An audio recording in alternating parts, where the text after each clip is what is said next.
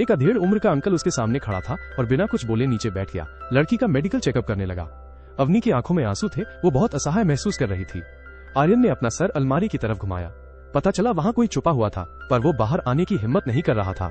Uncle को अचानक कुछ याद आया, वो उठे और अलमारी की तरफ गए। उन्होंने दरवाजा खोला, पर उन्हें अंदर आर्यन नहीं मिला। वो जल्दी से ऊपर के खाने में कुछ ढूंढने लगे और एक प्लास्टिक के छोटे कैप्सूल का पैकेट निकाला। फिर वो मुड़े, अवनी की तरफ गए और पोकर खेलना शुरू कर दिया। ये सब देखने के बाद आर्यन बाहर भागा और फोन करने की कोशिश की, पर पता चला कि लैंडलाइन काम नहीं कर रहा था। उसने अपनी पॉकेट चेक की तो उसका मोबाइल भी गायब था।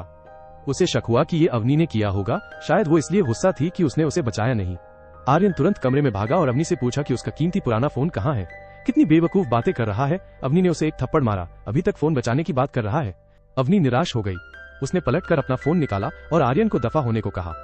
वो सच में कमरे में अपना सामान पैक करने चला गया और तुरंत उस पुराने घर से निकल गया। पर देर रात आर्यन का मन बदल गया और वो अवनी से मिलने वापस आ गया। एक बात ने ही पोकर गेम शुरू करवा दिया। काम खत्म होते ही अवनी तुरंत बदल गई और आधार यान को धमकाया कि उसे उस पुराने घर से ले जाए और अंकल का मैटर भी निपटाए। अगर उसने ऐसा नहीं किया तो अवनी पुलिस को फोन कर देगी और उसे गिरफ्तार करवा देगी। आर्यन के पेट में जो पानी था वो सबूत था। बस अवनी अब पागलों जैसी हो गई थी।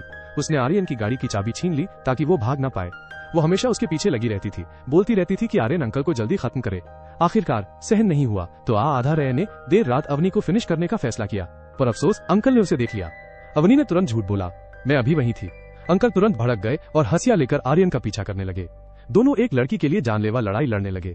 अवनी आराम से एक तरफ बैठी थी, लग रहा था जैसे सब कुछ उसकी प्लानिंग का हिस्सा था।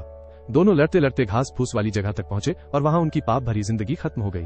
अवनी अपनी नॉर्मल लाइफ में लौट आई और पुराने घर में रहने लगी। किसी को नहीं पता कि घास फूस वाली जगह पर उस खराब गाड़ी के नीचे कितनी लाशें दबी हैं, कितने लोग अवनी के इश्क का शिकार हुए हैं। इसलिए कहते हैं sex is like a sword on your head, लालच एक तलवार की धार है। अगर आप लालच से दूर रहेंगे तो आपकी जिंदगी बाश बढ़िया रहेगी।